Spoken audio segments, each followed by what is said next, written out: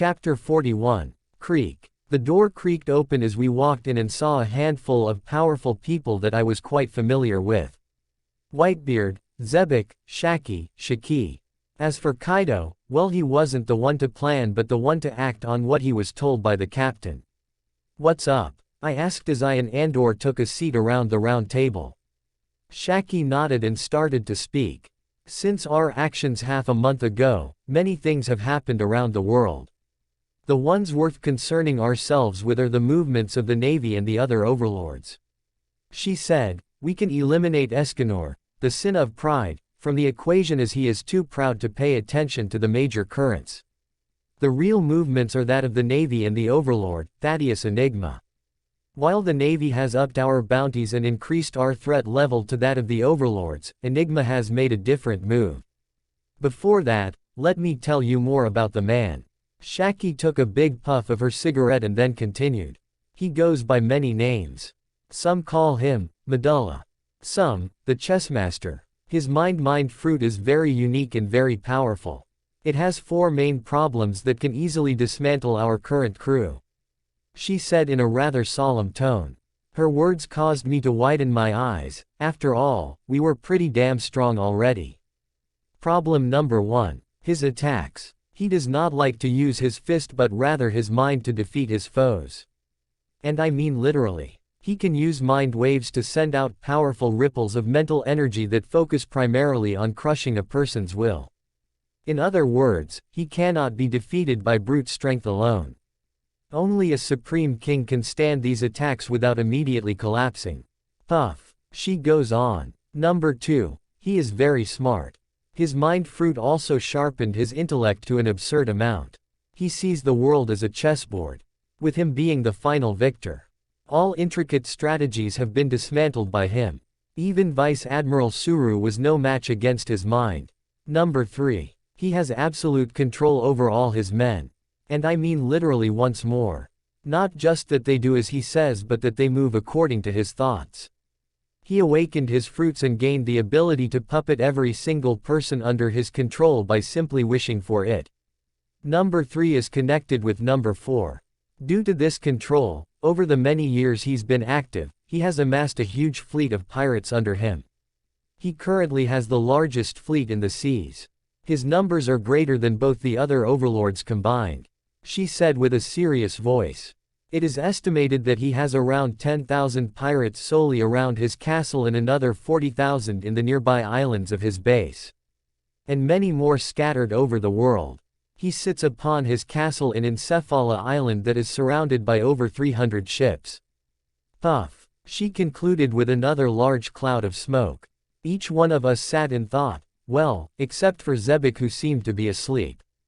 Zebek acts like an idiot sometimes but he is actually really clever. I thought to myself, so, I'm assuming that he's the next target. I then asked out loud.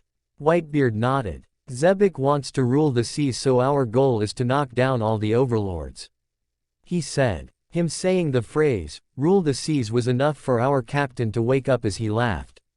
Zahahaha. So yeah, this brain guy is the next target, he said. Shaki who was sitting to my far left then spoke. I have brought my fleet but that is not enough against this man. After all, we would just be fueling his army by these pirates. They may be many in numbers but weak in mind. I tilted my head in confusion. So we can't use an army to fight his army since he can control our army as well. I then realized something and nodded. I see. His entire empire is made up by his mind. I smiled. So as long as we kill him first, all these tens of thousands of pirates will wake up from their illusion and his entire crew will collapse, I said as Shaki nodded with a smirk of her own. Andor then interjected. His strength is his greatest weakness. I looked at the man and nodded. So how will we slay a man who is constantly surrounded by 50,000 men that face no distractions nor weaknesses to exploit? I asked. Zebek then grinned. Zahahaha. Nice joke, boy. The one who will take down Enigma is you. He smirked. I blinked and thought for a second. Zebek is a very good judge of one's strength. If he thinks I can take on this guy then there may be some merit to it. I thought. You want me to fight an overlord, Captain? I asked to verify. He just nodded. His mind is strong but his overall strength is only decent. Take Kaido with you to deal with his stronger commanders. He flatly said. I scratched my chin and thought for a bit. Shiki saw my expression and laughed. What's wrong, boy? Afraid of an overlord? Jihahaha. I turned my gaze to the golden lion and saw his little smirk. Bite me, golden kitty. He squinted his eyes at my words. Jihaha. A roar of laughter was followed by a descending pressure. Boom. Screeching golden waves of haki burst out of the golden lion as his gaze sharpened, wholly focusing upon me. The pressure from his aura was powerful enough to knock out 99% of the pirates on our ship, along with the many smaller ships that were sailing by our side. The ones still standing were then oppressed further as another boom resounded the seas. Boom. A counteracting wave of crimson energy met Shiki's advance as my haki also fired back, refusing to submit. After Zebek woke me up from my illusion 7 months back, my mind had evolved to hold up against such forces. Boom. A loud echo of collision berated the mellow seas as two bubbles of gold and scarlet pushed each other back, sending powerful pulses of pressure forth. Phew. Alas, the show ended and the clash concluded. My haki was weaker than his but it was enough to hold myself up, even against a Yonko-level pirate. I will naturally do as told. However, I will need a bit of time. My fruit and haki are nearing a breaking point. Once that is done then I can take him down for sure. I said with a plain face. My fight with Sengoku was enough to show me certain flaws in my way of fighting. The same goes with haki. It also showed me the huge leaps in strength that were possible by fighting powerful foes. Zebek squinted his eyes at me then said. All right then. You have half a year. This is the minor time skip. Zebek then stood up and walked to the door to leave. Though he snuck a few words in as the door closed. Don't fail, boy. Prove your worth to remain on my ship. I heard his words and smirked. Hee hee, that old bastard.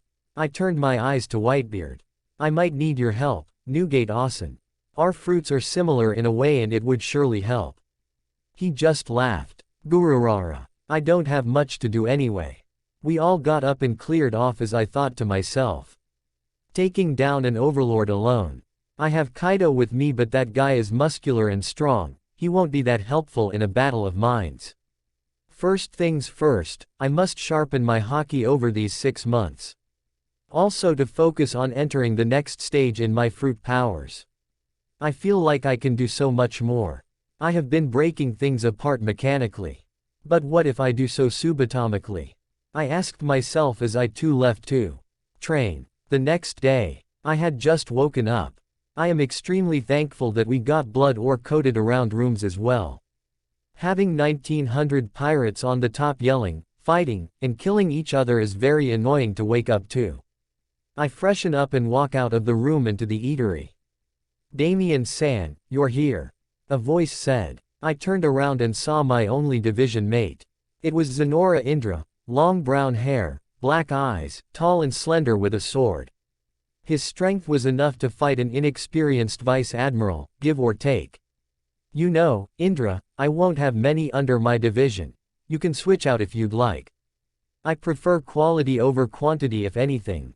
I said to him. He may be in a messed up crew but he isn't a bad guy, per se. Indra shook his head. I would like to work under you, please use my blade as you like. I just yawned, alright. But just so you know, you'll have to keep up with me if you wish to stay. He nodded. After breakfast, the dueling platform, I and Indra are standing face to face. It was time to test my one and only division member, a bit depressing but I didn't really care. Come, I said as he nodded. Shing. A clean sound of wind being cut was heard as Indra unsheathed his sword from his hip. It was a nice shiny katana with a yellow-black grip. I immediately felt a certain sliver of voice, as the sword was made by a true master forger. A great-grade sword, I thought to myself as I saw the man rush forwards. He dashed on ahead, his sword in his right hand. Indra slashed down his sword diagonally, a quick and clean cut that was nearing my throat. Hardening. Clang. The back of my hand was clad in haki as it made contact with his sword, halting it in the air. Indra saw his move stop as he executed another move. He sidestepped and whizzed over to my right side and slashed horizontally at my midsection. Bang! Once again, stopped by my haki and thick skin. One sword style weeping dusk. He grabbed the sword by the hilt with both hands and raised it over his head, slashing down at my body. Seeing the force behind the sword, I had to make a move. I willed my powers as a red mist was released out of my left hand as it gathered into the air, forming a large diamond-shaped crimson barrier. The air and everything else beyond the shield were literally devoured. Devoured space. The energy I sent out was gas, so it didn't shield me, rather it pulverized the air and space beyond it so that anything trying to pass through would halt and surrender. A.N. Ryunosuke Akutagawa's ability. Looks like this. Bomb. A loud clang resounded the dueling field as the sword was held in mid-air by the red diamond barrier. Assail. The barrier which was used for absolute defense was now used for offense. I simply sent a higher pressured gas cloud of pulverizing energy that built up behind the barrier and shot it forwards, devouring all in its wake. Phew. The air quaked as the attack went on. Indra clenching his teeth as he was forced back by the raging barrier 10 meters. Indra's eyes focused as I felt a change in the air. FWOO FWOO FWOO. 3 quick slashes followed by arcs of sword energy were thrown in my direction. Indra used them as cover as he leapt into the air for a final attack. Shigen Frenzy. I used one of the Rokushiki as I gathered and condensed the air around my index finger. Pew, pew, pew. Each bullet hit and cancelled out the sword slashes as Indra used his final attack. One sword style. He twirled in the air with his slender body, gathering centrifugal force as he danced in the air. An image of pure fight spirit formed behind him. It was a beautiful peacock with razor-sharp feathers pointed out in a mesmerizing picture. Evil befall. A.N. Totally didn't rip off Beyblade. Closing square bracket. A red current followed Indra as he launched himself from 40 meters in the sky. The peacock followed behind as its countless feathers ran forth. This attack is pretty strong. I smiled and met the attack head-on. 2 streams of crimson energy coursed through my left arm as they charged up. A red glow wrapped around my dominant arm as I jumped up. A fiery blaze lit around my raging fist to meet the descending sword. Great vanquish. Boom. The dance between a fist and a blade wreaked havoc in the air as the fist slowly but surely pressed onwards. The sword started to shake as its attack slowly lost power and was being pushed back. Pua. Indra clenched his teeth as blood flowed out of his mouth as my fist drove into his stomach as the sword was thrown out of his grip. Boom. A 9-foot-tall man crashed into the ground as a youth of similar height landed near him, though much gracefully. Your sword techniques are quick and effective, but the strength behind them is lacking.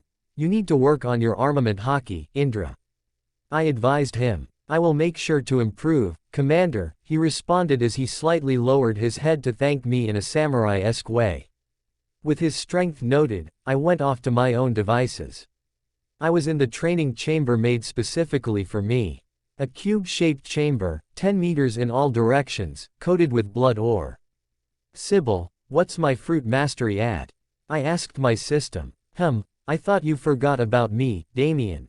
She complained. But to answer your question, your fruit mastery is nearing peak intermediate, but lacks a certain push. She said. So I am almost at the peak of this tier, eh? I scratched my chin in thought.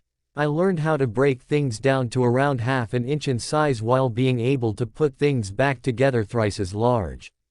I can also release my powers in a gaseous form to destroy the air around me. I can burst my powers out as a domain, but it's a very simple and raw concept. I need to refine, to direct my pulverizing energy more conservatively. I waste a lot of it just trying to make it flow the way I want without controlling it too heavily. It's a conscious power, and that is the problem. If I can make it flow without directing it bit by bit and wasting energy, I would greatly increase both control and damage output. I want to minimize the crushing size from half an inch to a size far smaller, but that requires a lot of concentration. The solution: mixing observation hockey with my fruit powers. So he can subconsciously guide his powers. Not wasting an ounce of energy trying to lead it, as it is a very volatile ability. Controlling it will lead to counteracting results, and guiding it itself costs energy and drains a lot of stamina. Narrator Pav. With that decided, Damien will spend the next 6 months refining his hockey and trying to further understand his fruit power. He will engage in many duels with the pirates on board to sharpen his senses, all in preparation to dethrone an overlord. Chapter 42. Domain of the Gods, Marijoy. A reasonably tall youth was walking around, wearing casual yet fitted black clothes with a marine coat draped over his shoulders. He was around 7 feet 3 in height, had short, spiky black hair and a serious expression. The youth was currently spanning his observation hockey all over the area nearby. In doing so, a scrunched-up expression emerged on his face. He grits his teeth in anger as he envisioned the atmosphere many meters below the surface. He sees a large open area held up by solid pillars with hundreds of slaves doing various works. Some were forced to push the auto walk, which was anything but automatic. A moment of rest meant a sharp pain on one's back as the guards would whip them mercilessly. Food breaks were awarded for 10 minutes, they were given literal slop and dirty water to function for 16 hours a day and sleep the rest. The bathroom was just a hole in the ground at the corner of the cave, with no privacy whatsoever. The men pushed the flat escalator while the few women were there to relieve the guards when they so desired. The youth was shaking in anger as he continued to hear the voices, the screams, the cries of desperation as they were abused and exploited, endlessly. The young Marine could only clench his fists in anger as he continued his duty, though his emotions were causing dark clouds to form above the area. He was called here to escort a world noble to an island in the North Blue, against his desires of course. The Marine then recalled the words of the fleet admiral a while back. "Boy, I am sending you to Marijoy. Your orders are to escort a young noble to Mellow Island." "Kong Commander. Gensui Dono, Bu." His words fell on deaf ears as the large man only turned stricter. "You have your order, Rear Admiral Dragon." Dragon could only sigh in regret as he was forced to come here. He had of course heard of these terrible conditions the slaves were subjected to, but never seen it with his own eyes. His father, Vice Admiral Garp, had warned him against thinking too much, and that it would only hurt him further by doing so. And so he did. For 16 years he never stepped foot on the Holy Land, and even the fleet admiral understood his plight due to the words of his father. But recently Dragon had started to perform poorly. His mind seemed to be somewhere else ever since the Water 7 incident that occurred 7 months ago. Kong had noticed it, yet let him continue for a while, but after the recent chaos, he no longer could turn a blind eye. He needed to straighten out the boy and chose to send him to the place he detested the most. Garp tried to speak up on his behalf, but Dragon simply shook his head and did as he was told. While waiting at the Celestial Dragon Gate for the noble, certain words were echoing in his mind, the words of a pirate, at that. Dragon was lost in purpose. He always thought that justice would prevail. His father was a living legend. His father's colleagues were monsters themselves. So where is the justice? Justice for the weak. The justice for the oppressed. The justice for the persecuted. These concepts were chewing away his mind, and over the past 7 months, he had thought about it greatly. He even found an interesting child a while back. 2 months ago, Dragon was completing a mission in the West Blue, walking to the nearby marine base. He then heard the sound of a child in the alley. Walking over, he nudged the weeping kid. The child had a purple afro and a rather large face and a disproportionate body. "Hey kid, why are you crying? Are you hurt?" he asked. The kid looked up with his large eyes and said, "I used a little too much energy, my anemia.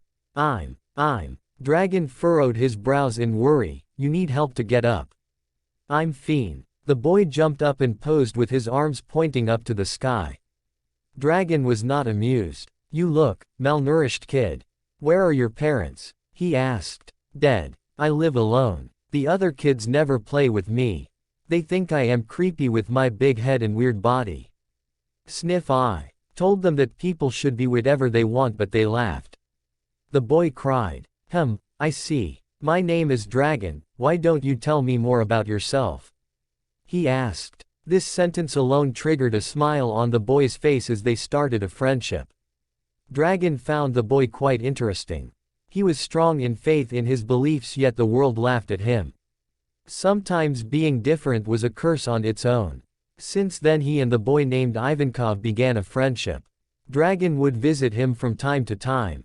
He found Ivankov's actions amusing, his contradictory phrases and the odd poses, both brought a smile to his face. He sympathized with the boy's struggle but couldn't do much to change the opinions of the public, so tried to cheer him up himself. While lost in thoughts of anger and comfort, Dragon senses movement. Creak. The ginormous doors slowly open as the embedded jewels shine in the morning sun. 5 or so Cypher Pole agents walk out alongside their escort. It was a young boy that was seated upon a large man. The man, or so the slave, was on all 4 limbs as he crawled forwards at a steady pace while the younger noble sat comfortably on top. In the hands of the noble were 3 chains that pulled 3 young girls forwards. The 3 had no expression, as if they were broken dolls. They had the beauty of future stars, yet the voided faces showed nothing but desire to die. Rattle. The chains rattled as the slave walked forth and stopped before Dragon. Though the marine's face was shaking in anger as he saw the display before them. On one hand, Dragon recalled his father's words to look the other way. On the other, he heard the words of the young pirate he fought half a year ago. His heart urged him one thing, his duty, another. Saint Roswald Sama is to be escorted to Mellow Island. We will accompany you, Rear Admiral Dragon.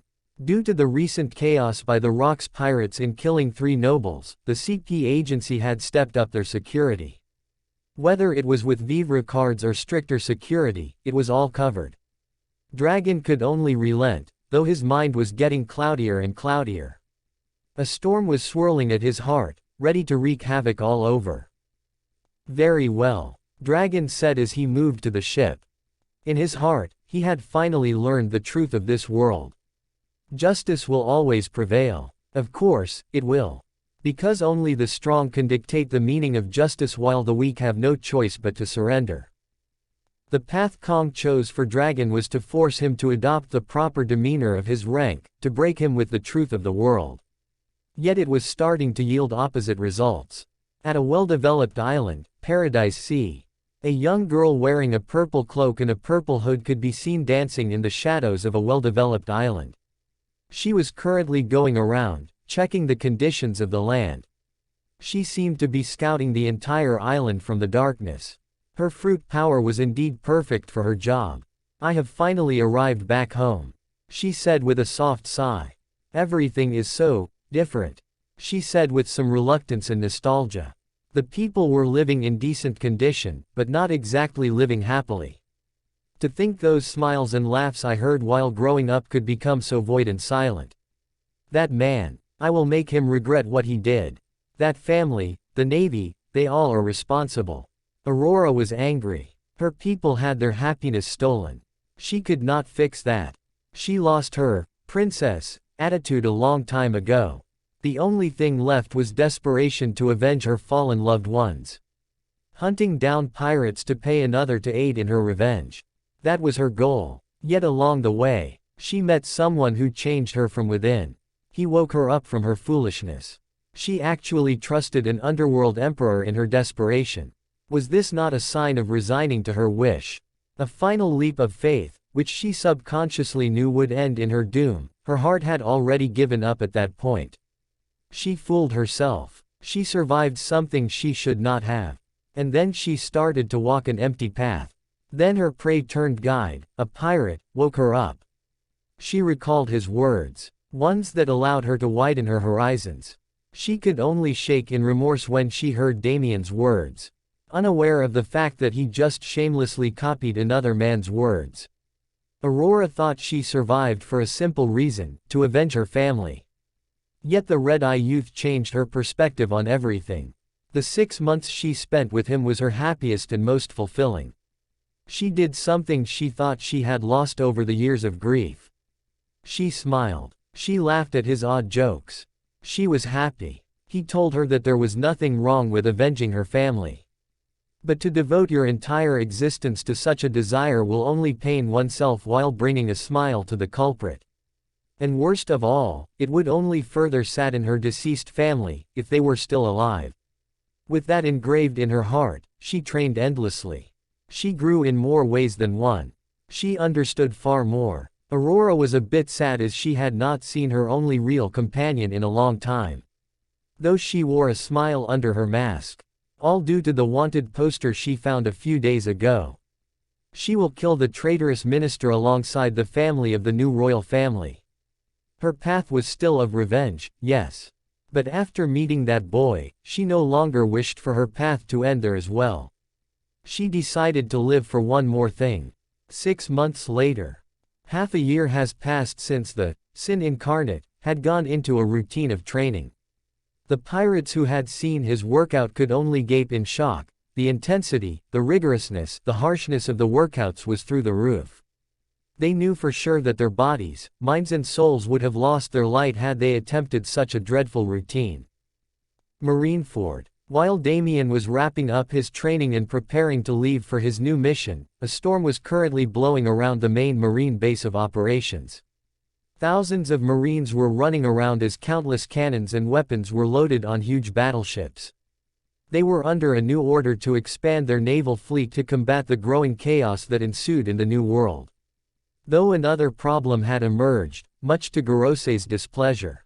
Fleet Admiral's office. Currently, there are 5 Marines seated. The Fleet Admiral sat at his desk. The seating on the left was taken by 3 people. Admiral Basara and Admiral Sengoku sat with a serious expression. There was also the 3rd Admiral who was sitting across from them with a cup of tea. They were talking about how to move forwards with the orders of the 5 elders. Garp was also there, but he was in his own world, munching on his endless supply of rice crackers. Though at that time, the doors blew open as a Vice Admiral ran in with a very solemn expression. Ji Gensui Dono. He saluted. What is it? Kong asked. We just received a report from G5 in the New World. His words drew the attention of the 5 monsters seated in the office. The Vice Admiral gulped as he finished his report. Though his voice only grew heavier upon every word. We have confirmed that the evil spirit, Charlotte Linlin has set up a meeting with the Overlord Thaddeus Enigma in 5 days.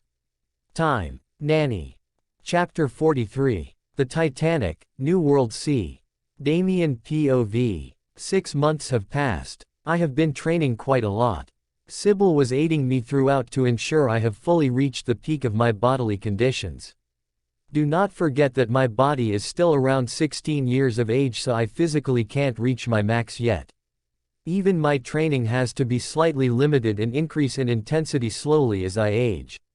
Sybil even told me that I would be able to evolve my past skills soon, once my body is fully ready to withstand that increase in vitality and whatnot. That said, it's time for the big reveal. Sybil, bring up my stats. It's been 10 chapters since I've seen them. I instructed her. Very well, she said as a screen appeared in my mind. Ina D. Damien. Age. 15 3/4. Height. 9 feet 4. Status. Incredibly healthy. Strength. Top tier Yonko Commander. Damien equals King. Devil Fruit. Pulverize fruit. Peak Intermediate Mastery. Seastone Resistance. 89%. Skills. Observation Hockey. Low Advanced Mastery. Armament Hockey. Peak Intermediate Mastery. Conqueror's Hockey. Controlled Stage. Mid-Intermediate Level. Points Balance. 34,600 SP. Less than quests waiting to be claimed greater than. Rahahaha. The increase in power was a lot more than my previous 6-month timeskip, that's for sure. Why do you ask? Last time my masteries went from sub-stage to a higher sub-stage. This time there was a bit of a change. Let's go back in time, shall we? 2 weeks ago. At this point, I had reached peak intermediate mastery over my observation haki. I had been letting it flow with my pulverizing energy, trying to merge it subconsciously to it. By doing so, I would waste no energy setting up my attacks. I had reached a certain threshold for half a month now. What can I do so far? I could sense around 1.5 kilometers in all directions, so 3 kilometers in diameter. Another thing was that I could feel what someone else feels, somewhat that is. As in, I could sense their emotions. Anger, sadness, joy, etc. It was a vague sense, but it gave the overall impression through light colors. The problem now was that I could not seem to improve as I had reached a bottleneck. I feel like I could see so much more but failed to do so. Like I was looking at things through a keyhole while the door was still closed shut. So, I went to our cook who had a lot of experience in this field.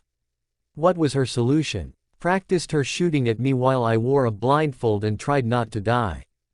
Pew pew pew. Dozens of bullets were flying through the air, their speeds were incredibly fast. They left trails of air displacement as they whizzed through the atmosphere, breaking the sound barrier as they exited the barrel. FWOO FWOO FWOO. My eyes were wrapped by a black cloth as I used my sixth sense to soaru a few centimeters of every bullet, dodging them. FWOO FWOO FWOO. She was shooting quite a lot, but I could keep up. Or so I thought. Boom. A bullet somehow appeared 3 meters away from me, it seemed to exit out of a gray portal. I could not sense it in time. Ah, shit. I grit my teeth as I felt a hockey-clad bullet drill into my chest as blood poured out. My clothes were bulletproof but not hockey-proof, not yet anyway. So yeah, it hurts to be shot point blank. I took off my blindfold and looked at the smiling cook. Your fruit power? I asked. She puffed a cloud of smoke and nodded. There will be times where you can sense an attack but not react in time. This is where you must evolve, Damien-chan. I understood her words. This is what I needed to reach the next level. The ability to sense an attack yet to be sent out. With that said, I was constantly removing bullets from my chest as we continued to train. Shaki teleported some bullets from around 3 to 5 meters away for now. The speed was held constant but they appeared from every direction. For the next 6 hours, I practiced endlessly. And eventually, I felt it. I started seeing vague images of what's to come. Intent, direction, speed, and the position of attacks. It was like a puzzle piece. Every here and there a few more would fall into place, creating a clearer picture of the future. It was like pushing a stone up the hill. I had reached the peak but needed one more push to go beyond. And so it happened. Shaki exhaled some smoke as she raised her pistol in the air. Bang! Asterisk. The bullet shot out of the gun yet a gray portal appeared and removed it from its initial position. And the world froze. Within my mind, a small red field opened around me. I could feel everything within.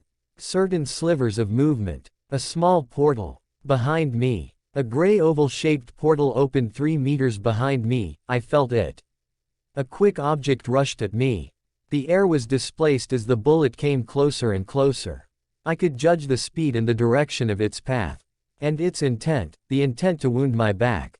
Time unfroze as I tilted my body to the side, the bullet had yet to appear. Boom. The portal opened as Shaki's bullet rushed forth. The bullet went on as the air was sliced. And it kept going, past me and onto the wall a bit further forward. My eyes were still closed as I smirked. Ding. Dot. Your observation haki has entered the advanced stage.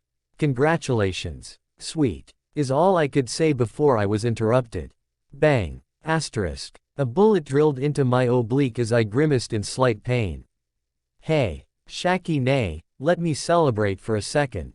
I complained. You foo, Damien-chan, your enemies won't give you time to revel in accomplishment. She said, now, get ready. You tapped into the future but have yet to wholly understand the process. And with that, we continued till I could do it on command. Present time. So yeah, I unlocked future sight. It's nowhere near Katakori's level, but it isn't too difficult to reach said level. Since I have crossed the threshold, it is only simple and redundant training from here on, pretty nice if you ask me. I can currently see around 1.5 seconds into the future so far, and it's improving a few milliseconds every time I use it, though at an inversely exponential rate. Katakori could see like 5 to 6 seconds in the future. I'd say it caps off eventually before the next threshold at around 10 seconds. Moving on, my fruit mastery. It was nearing peak intermediate before, and now it has reached it. My desire for subatomic pulverization was far too improbable, for now. The degree of crushing was getting smaller, yes. But to reach the point where I could break apart atoms themselves. That's a whole nother level. That said, my degree of crushing went from half an inch down to a 1/16 of an inch. That's around 0.16 centimeters, or 1.6 millimeters. As for the strength of pulverization, well, as long as an opponent's fruit mastery is below mine, I should be able to literally crush all their attacks. I was immune to those under my strength as long as they had a release-type fruit power. The main reason I reached peak intermediate was not due to the above, but rather caused by infusing my observation haki to my attacks. Essentially put, my powers stem from my heart. They flow through and out of my body from anywhere I desire. I lost a noticeable amount of its power and energy trying to direct it through my body, but now, I no longer have that problem. It was like a machine that could go on endlessly as there was no friction to cause it to overheat. Of course, it still drained stamina to use the attack, but no energy was wasted readying a said attack. With this accomplishment, my fruit upgraded to the peak of the intermediate stage, while increasing my crushing force and intensity as well. Furthermore, armament-wise, it's a while from reaching emission. I was focused on my observation and had little time to go beyond the intermediate threshold for it. As for Conqueror's Haki, it has reached mid-intermediate and topped off at the threshold. A little more of a push and it, too, should break through to peak intermediate. With the future sight and increased damage potential, I have officially entered the final level of Yonko Commanders. Top tier Yonko Commander equals King. Back to reality. I was due to leave for Encephala Island in a few hours. I will travel on a small galleon to a nearby island and park it there. Of course, with Kyoto along, I had to be a bit discreet as he just kept growing in height. Kaido. Age: 16 and a half. Height: 23 feet 8. Devil fruit: none. Fruit rating: Haki: tricolored. Strength: high tier Yonko Commander Kaido equals Jack. Rahaha. I have gotten stronger than him. Did I fight him yet? No. Why? Because Kaido grows stronger every time he fights a strong opponent. I will duel him in a while and see just what height he can reach after we take down an overlord. We were to sail on a small galleon dressed like a merchant ship. We had 10 fodders with us to take care of the travel and clean up and whatnot. My only division mate, Zenora Indra, also joined as I wanted to further improve his potential and see how he fares against the forces of a powerhouse. The distance from our current position to Encephala Island was around a week's travel by ship. We shouldn't face too many problems as other pirates are still wary of the chaos in the New World and have chosen to hide. Oye, ogre, are you ready? I yell out. I was already at the ship. Its size compared to the Titanic was that of a child to the tallest man on Earth. Ow. Let's go and kick an overlord ass. Kaido yelled as he dropped onto the deck from 20 meters above. Splash. A 7¼ meter tall ogre jumping onto a ship like ours was quite problematic as his size was a bit too damn big. Che, damn you Kaido. Now you got water all over the deck. I complained. If my clothes weren't waterproof, it would have been quite annoying. I hate wet socks. Wororororo. Don't mind the small things. I can't wait to kill that Enigma guy. He yelled with great vigor. I could only sigh. Kaido. Sorry to burst your bubble, but I am the one who will fight Enigma. You will fight the stronger lackeys, I said with a smug grin. Ha! You want me to fight some fodders while you have all the fun.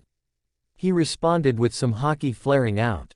That's right. Did your already pea-sized brain shrink further? Do you think you can beat a guy who uses his head rather than his fists? I asked him with a flat expression. Grr. He growled like a beast. He couldn't fight here as it would destroy the ship, so he took it out on the sea kings below. Ow. He yelled as he, Reime Hake, ed the sea. Bam. Sending shockwaves down, shaking the ship all over. The 10 fodders we brought could only desperately hold onto the ship as they prayed for Kaido to calm down. We'll sink before we can even sail, they thought. Indra was calm as he had grown used to his behavior as he sat while sharpening his sword. Rahaha, very good. We're all good now. Set sail. I ordered the few pirates as they set the sail in the path. Our journey to dethroning an overlord had finally begun. In Cephala Island, 5 days had passed. Damien and Kaido had set sail. In Cephala Island has 12 docks all around it. There wasn't a need to have patrols as every citizen was under control and supervision by Enigma and his main crew. The main cast at the center stood proud as a ruckus was forming at one of the docks. Dock 7. A huge ship was approaching. Around 300 civilians looked over and walked to it. They were perfectly synchronized in their movements as they stood at the edge of the platform. The ship docking was very large. It had a sunflower-shaped figurehead with a face. The body of the ship was like frosted ice cream, white with folds. The main building upon the ship was shaped like a cake with candles mounted upon it. The sails were ginormous as had words printed upon them. Big Mom. On the ship. Mama. We've arrived. A voice of a young boy rang out through the ship. The doors to the main buildings on the ship opened as a few people walked out. They came in varying sizes. Some 8 feet, some 9, some 15, and one at around 29 feet tall. Ma. Very good. Let's go, kids, she said to the tens of children who were on board, alongside the many food-shaped soldiers who came as well. Chapter 44. Dock 7. The evil spirit has now set foot on the island of mines. She brought along her 24 children. Even the infants. Linlin was sure to have reinforced the souls of her children. She knows that Enigma has the power to control their minds and has taken proper measures. As for the troops she brought with her, hundreds of chess soldiers and gingerbread men, wholly functioning on souls so Enigma cannot control them, no matter how hard he tries. Thud. A quick bang resounded as a certain person landed. It was a man in her early 30s. One of the very few members of the Enigma pirates who weren't under their leader's control. Thaddeus Enigma had a chess system. 1 king, himself, 1 queen, 2 bishops, 2 rooks and 2 knights. Alongside the 8 pawns. Other than these 10 were the 50,000 pirates and citizens who did as they were told, no matter how absurd it was. The one who arrived was a knight of Enigma, Norox. A 16-foot-tall man with bushy eyebrows and sharp clothing and long violet hair. Charlotte Linlin Sama. Enigma Sama has sent me to fetch you. Please follow me to the Encephalon Hotel, he said in a slow tone.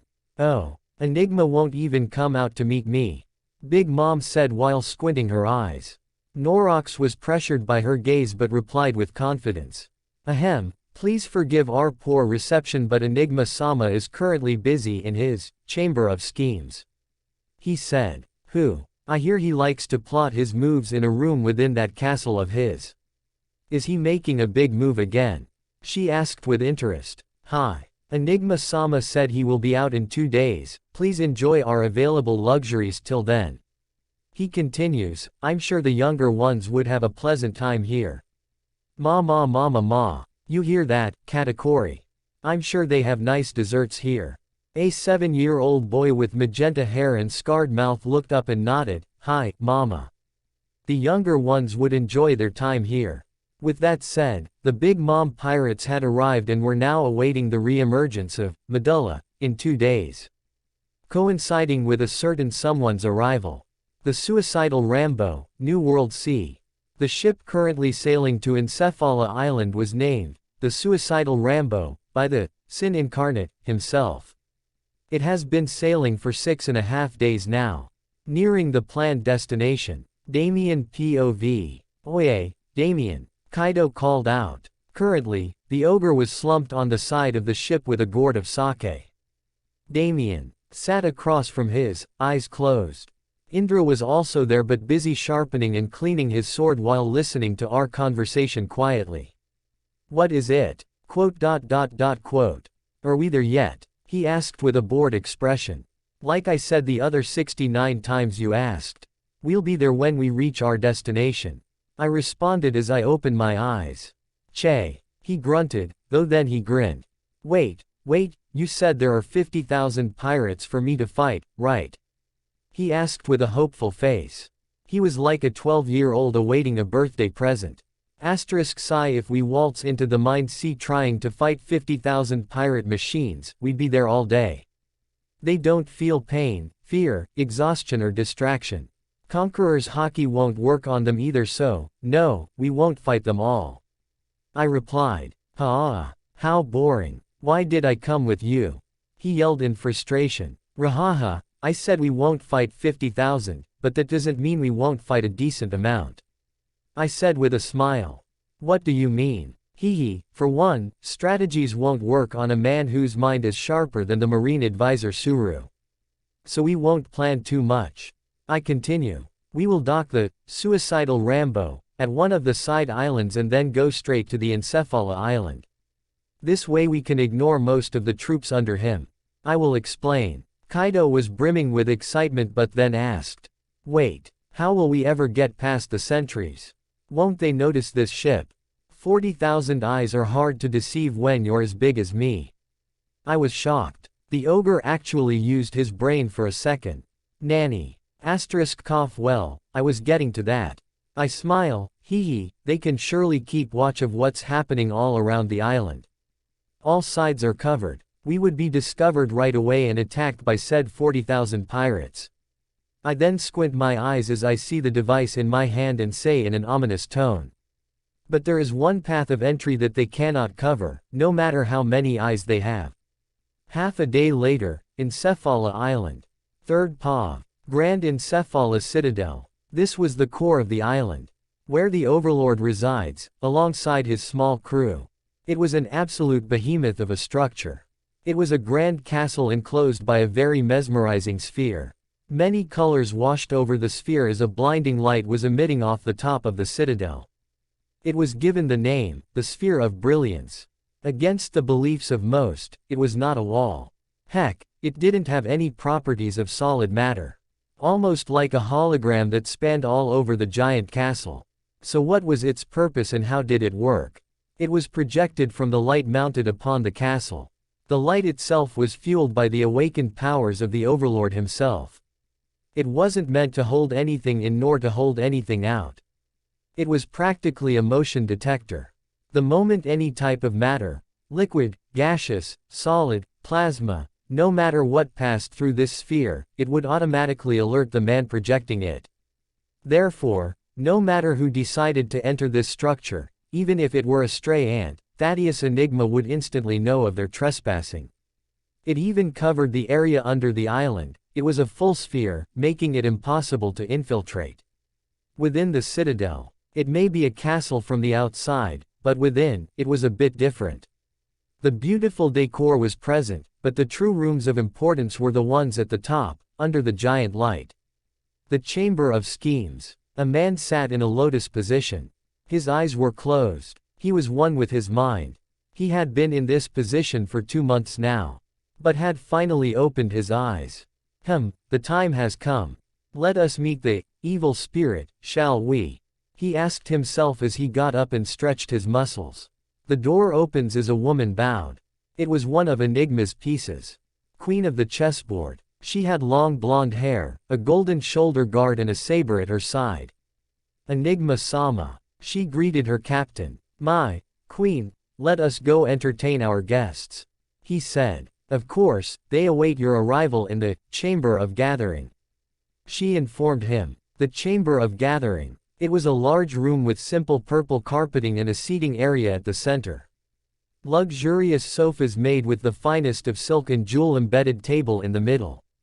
The sofas were large enough to seat a woman as large as Big Mom. She was currently munching away on the desserts laid forth. Katakuri, Daifuku and Perispero were there as well. Ma. These sweets are amazing, she celebrated. The doors then opened. The overlord walked in. He wore a black suit, with a black tie and a gray undershirt with a black coat draped over his shoulders. Black gloves fitted neatly upon his hands as he carried 2 glasses in his hand. He was quite refined and noble-looking with neatly combed blonde hair. He would be considered quite handsome if not for the scars left upon his face. Charlotte Linlin, to what do I owe the honor? He asked in an amused voice as he elegantly sat before the gluttonous woman. Ma, you have quite the entrance for an overlord, Enigma, she commented as she devoured a 12-layered cake in one bite.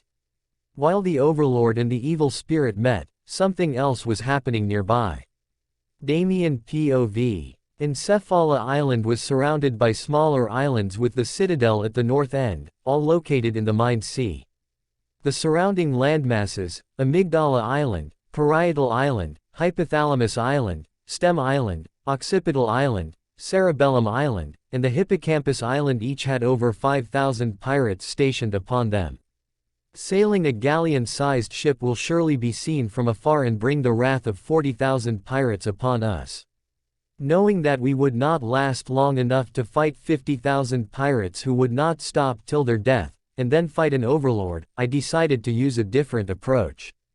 As long as we got to the sphere of brilliance, the only forces we would have to face were a few thousand guards. Other than that, there wasn't much. With a wrecking ball named Kaido in my hands, it was an easy feat. So, all I needed to do was to get past 40,000 pairs of eyes and onto the main island. Sounds easy, right? Chamber of Gathering. Linlin, you came all the way out here to meet the humble me. I wonder what you desire. Enigma asked. Ma. It's simple, Enigma. I want you to create something for me, she said as she finished her 69th serving of cake. Oh, and what would that be? He asked with an amused tone. I have a dream to bring together every single species under my flag. But after having so many children and even more on the way, Enigma, I realized something.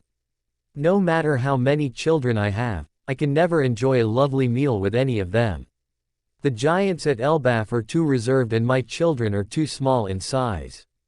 A meal with my family at one table at eye level. That is what I want. But for that, I need to make them bigger to match my size. She continues, I need the help of someone who can create a method to make humans into giants. A gigantification serum. And you, Enigma, have the sharpest of minds in all the seas. If you help me, then I can surely fulfill my dream. She finished. Enigma patiently sat through her monologue as he sipped his drink with elegance.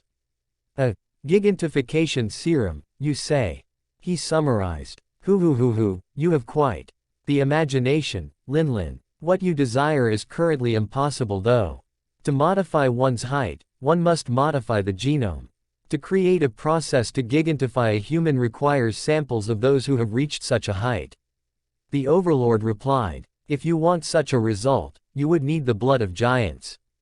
He concluded. Ma. That is not difficult at all. She smiled while envisioning a dinner table with all her children and friends dining upon, all at eye level while feasting away on the finest of dishes. You would need pure giant blood. As in the one that runs in the royal family, Linlin. For this, you must attack the country of Elbaf and clash with the giant king.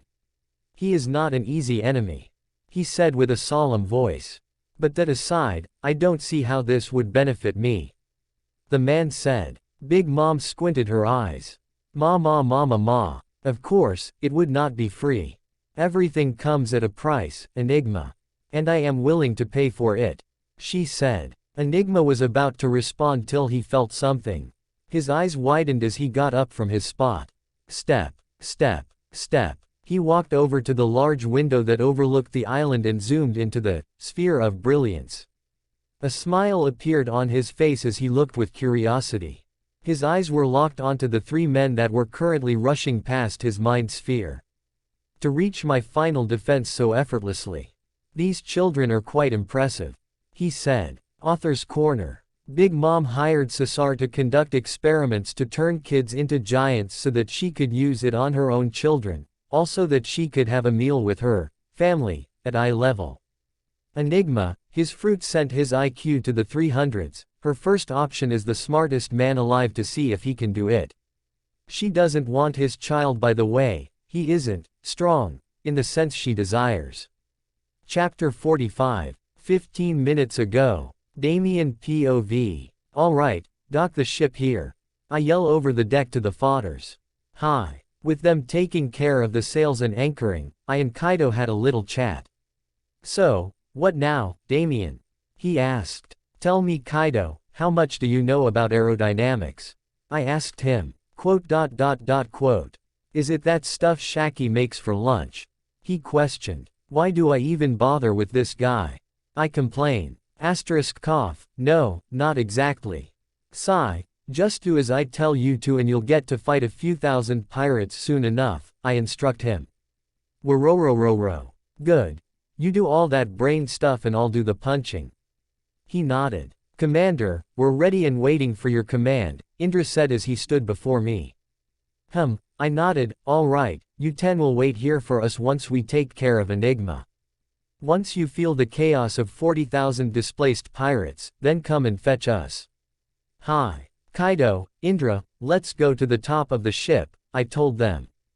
Currently, we were at a small island 2 kilometers away from the mined sea. The 3 of us reached the top platform. It was a flat floor with no obstructions. I put my hand into my pocket and took out a device. The device was a conch with a spiral shape and came in black with white polka dots around it. While gazing at it, a description pops up. Fruit dial. Can store up to 5 charges of a release-type passive paramesha ability. Once used, the ability will last for 10 minutes. Currently storing 5 charges of float fruit, I was thinking about how to land on the island back on the Titanic and thought to myself, which other way can I enter this place? Front, back, left, right, under, and above. I could scratch out the first 5 as that would be impossible or simply take too much time. As for above, Enigma would have surely thought of the possibility. But, so what? How can you defend against aerial attacks that appear right above your island? Bullets won't work. Flying fruit users are possible, but can they resist mine and Kaido's powers before we land? Shiki would not accompany us, so I thought of a substitute. I browsed my system shop and bought this device and secretly stored some of the Golden Lion's fruit powers when dueling him. An attack from above will be discovered eventually, but not before we have gotten past 95% of his defenses. Alright, both of you, stand still, I told them. I directed the device at them and clicked the button on the back.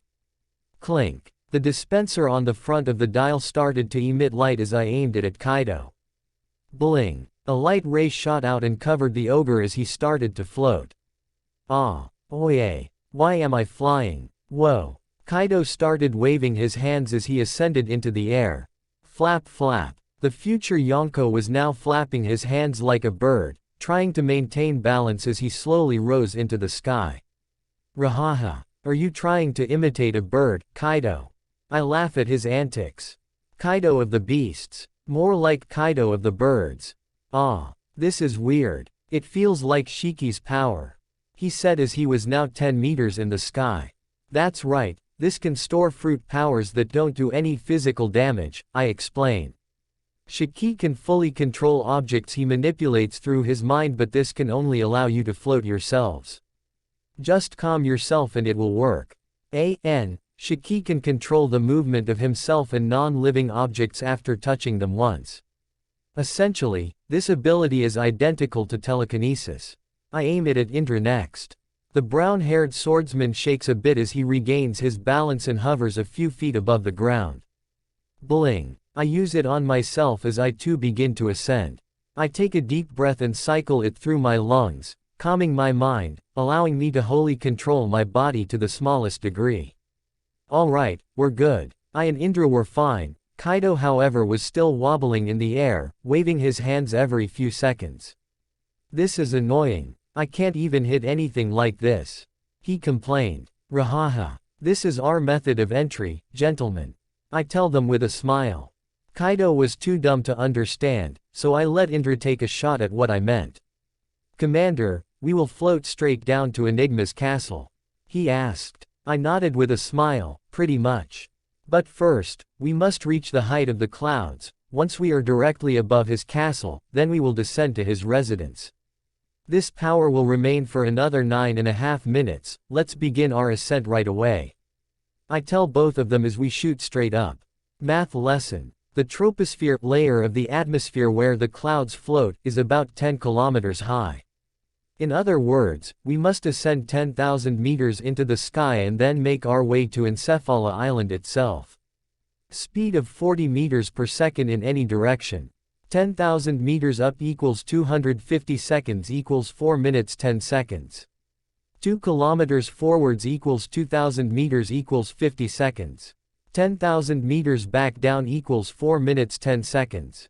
Therein, it would take 9 minutes and 10 seconds, just enough to make it to the Grand Encephala Citadel, while bypassing over 40,000 lookouts. 9 minutes later, the three of us are now directly above the landing point. It would be difficult to line it up, but Sybil has her map function which makes it quite easy for me to set up waypoints that appear as beacons, making it easy to find my destination. The sea of clouds was quite the sight, almost like a river of white, quite peaceful indeed. I turn my head to the other two pirates. Begin descent. I yell as we will shoot our bodies down. Phew. Asterisk. The air was blasting in my face as I accelerated my fall, getting closer and closer down. It was loud. The howling winds and the screeching air, yet spiked my adrenaline and made me feel alive. I couldn't help but yell, I'm Mary Poppins y'all. I can now see the silhouette of the island, the oval shape and all. Getting closer, I see the sphere of many colors, our goal. Phew. Asterisk. The free fall continued as I heard an alert. Damien, 12 seconds till you run out of the floating ability. I nodded and smirked as we finally made it. Boom. I and Indra landed gracefully, yet Kaido just ate the fall. I think he has tendencies, but oh well. The moment we crossed the sphere from the fall, I felt a sliver of intent whiz through the air as I knew the Overlord had been alert of our fall. So we were past the sphere and near the north entrance of the citadel. Heavy doors lifting. They are already here, I said. The doors opened as 2,000 or so mindless ones walked out in synchronized movement. Intruders. Surrender yourselves. 8 men walked out in the front. They had the pawn piece on their chest. Well, that is to be expected. Kaido, Indra, let's run wild. No. I said as I cracked my knuckles. Wororororo. About time. As you wish, Commander. With that said, we rushed out. I blasted forwards, not wasting time for more nuisances to arrive. 800 mindless ones stood before me, many had weapons drawn, 10% had hockey-clad fists, and all that jazz. Hardening. I coat my fists in black as I focus on my armament. Bam. My left fist clocked one straight in the face, 3 others jumped at me as I swiped my right foot in an arc, easily taking care of them. Another 20 or so rush forth from all directions. The first 10 draw out rifles and shoot from afar. They were standing in a circle around me, so I simply jumped into the air as they cross-fired and killed each other. Taking advantage of the time, I dig my foot into the ground and flash forward. I focus a stronger sliver of armament into the tips of my fingers. My index and middle fingers were pointing out as the others were curled into my fist. I shoot my finger into each of their throats, causing blood to shoot out as I rip my finger back out. 100 of them now come from all sides. They were running regardless of injuries, some had broken bones, some with blood shooting out of their throats. Grand ripple. I send out a 360-degree repulsive crimson energy, instantly reducing every single one of them to a mist of blood, not a piece of flesh remaining. Rankyaku. I condense some air around both legs and send out 2 arcs of energy, beheading another 20. I switch back to hand-to-hand combat for the remaining hundreds. 39. 0.86. 0.193. 0.204. 0.343. 0.458. I was mowing down the hordes of mindless ones, but I couldn't help but be bored. It's much more enjoyable when they cry out in pain. I complain in my head. How annoying. Bunch of puppets. I jump back around 10 meters from the coming army. I slightly squat down and point out both hands as if they were guns. Shigan sentry barrage. Pew pew pew. Pew pew pew. Hundreds upon hundreds of small, condensed air bullets shot out of my fingers as I continued to hip fire aimlessly. It was like Ace's fire gun, but with Shigan instead. Thud thud thud. Instantly, around 300 or so bodies fall onto the ground, dead. Wororororo. Die, die, die. Kaido was roaring as he waved his club, wiping out tens of mobs every process. I couldn't help but marvel at the effectiveness of his attacks, regardless of how primitive they were. Perhaps I should get a weapon too. I thought to myself. Indra was also dancing through the masses, every slash seemed to remove limbs and heads. Though at that moment the world froze. A red vision appeared in my head as I felt an imminent intent. It was an axe attack from behind that seemed to appear out of thin air. The world resumes as I, Soru, to the side. Bang! A large axe in the hands of a pawn jumps out of the ground and caves into my original position. The pawn was a zone user, one that could easily dig through the earth, a groundhog. I then flashed right next to him. I tap his chest with my index finger. Crush. And upon my words, his eyes pop slightly as he turns red all over. A sound of pixelation sounds out as the man splits apart into thousands of tiny red cubes. They were barely even visible as they clattered onto the floor. I nod at his condition then yell out. Oye, Kaido. Indra, hurry it up. That was enough for a warm-up. We hadn't fought against so many in 6 months now, so I let them stretch a bit. Though they should be good now. Wororororo. Reime Hake. With that, Kaido raised his mighty Kanabo club as sparks of lightning wrapped around it and whacked the ground itself. Boom. And just like that, a huge spider web ran through the entire front of the citadel and caved in much of what was around him. The remaining few hundred fell into the giant crater and were crushed by the rubble. 3 pawns were left. Raging stream. My hand lit up in red as a large river of pulverizing energy blasting out, ripping, shredding and obliterating everything in its way. Ah! The 3 pawns cried out as they were mashed and crushed into pieces and fell to the ground, painting it an eerie red. Let's move on, I said as the 3 of us ran forth through the doors and into the next area.